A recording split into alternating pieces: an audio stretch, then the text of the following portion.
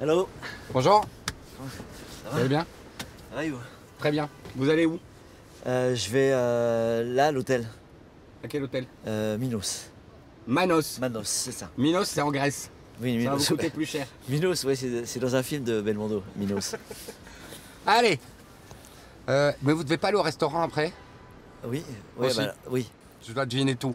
Allez-y, Ça va être super. allez-y. On va bien s'amuser, vraiment. Il y a Allez, des bonbons là, c'est bien. c'est parti.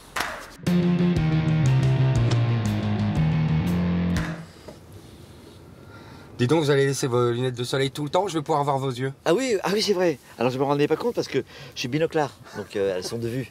Donc en fait je vous vois. Mais Ah, quand elles je- sont de vue. Ah oui, quand je les vois pas, Ah, c'est. quand on a des beaux yeux comme ça, on les montre, hein. Ouais, sauf que là je.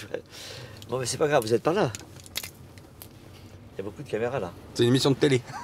Oui, mais j'ai jamais vu autant de caméras dans un si petit réduit. C'est vrai? Ah oui, il y a des caméras partout là. Richard Anconina, un CAP d'électricien en poche et une foule de petits métiers pour commencer. Livreur pour le resto de vos parents juifs italo-marocains, photographe sur les pistes de ski ou animateur d'un club du 3e âge sur la Côte d'Azur, votre premier public, révélateur de votre vocation d'acteur. C'est Ciao Pantin de Claude Berry qui vous sacre César du meilleur espoir et meilleur second rôle en 1984. Vous enquillez 24 films en une décennie, les Golden 80s, puis vous levez le pied durant les 90s pour revenir en force et en farce avec La Vérité si je mens 1, 2, 3, mais aussi Camping 2 et Star 80, dont la suite s'affiche à présent sur nos écrans. Bienvenue à bord, Ricardo. Oui. Vous êtes né où, vous? Moi je suis né à Paris, Paris Ah, 18e. Voilà, Paris 18e. 1953. Exactement. Et donc voilà, alors après, c'est un BEP d'électrotechnique. Et puis voilà, j'ai travaillé là-dedans. Je trouvais pas ma place, j'étais pas bien. Donc après, j'ai un peu aidé mes parents, voilà, au restaurant. Mes parents avaient un café-restaurant au quartier latin, à Jussieu. Donc on a travaillé ensemble, on s'est aidés, c'était une petite entreprise familiale. Mon père, mes sœurs, il y avait un truc fort d'énergie dans le restaurant. Tout le monde venait là parce que c'était animé, c'était chaleureux. C'était vous qui mettez l'ambiance? Non, pas spécialement, c'était le côté famille. Vous avez été heureux dans votre famille, vous? Très, très aimé. Très aimé. Ouais. Donc ça complique. C'est pas simple. Hein. Aimer, c'est bien. Mais, Très aimé, c'est compliqué. bah oui, ça met la barre très haut sur la relation comment dire, humaine. Par votre père et par votre mère? Oui, bien sûr, avec des règles. Hein. Mon père, c'était quelqu'un qui avait des règles fortes.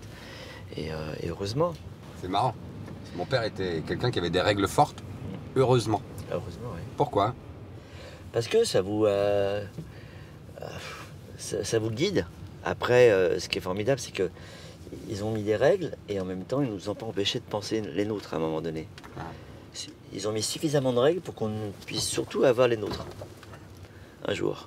Donc c'était les bonnes règles puisqu'on a pu s'exprimer. C'est marrant hein, parce que souvent les artistes qu'on rencontre, c'est des gens qui ont eu des enfances où il y a quand même eu un minimum de manque d'amour.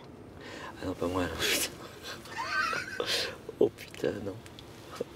Non, non. C'était débordant, quoi.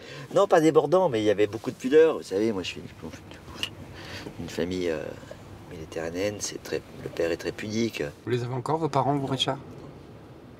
Ça vous fait chier, vous, de voir les gens vieillir, mourir?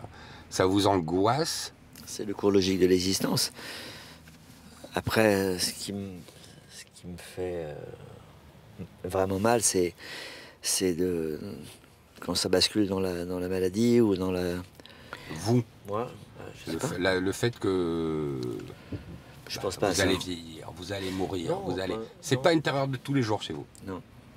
Quelle chance! Non, mais j'ai tout pris tout de suite. J'ai tout pris très tôt. Puis après, j'ai viré. Vous avez pris toutes les angoisses très tôt et vous Oui, les avez voilà, liquidées c'est- une à une ou quoi? Donc je les prends tout de suite maintenant et on n'en parle plus après. Quand les années 90 arrivent et vous tournez beaucoup moins, effectivement, et moins de films marquants, ça vous met dans l'inquiétude Ou là aussi, c'est un endroit où vous parvenez à relativiser? Ben, je relativise beaucoup. Alors là, encore une fois, ça vient aussi de l'éducation. Moi, je suis structuré très tôt, puisque je viens du monde du travail. Ah.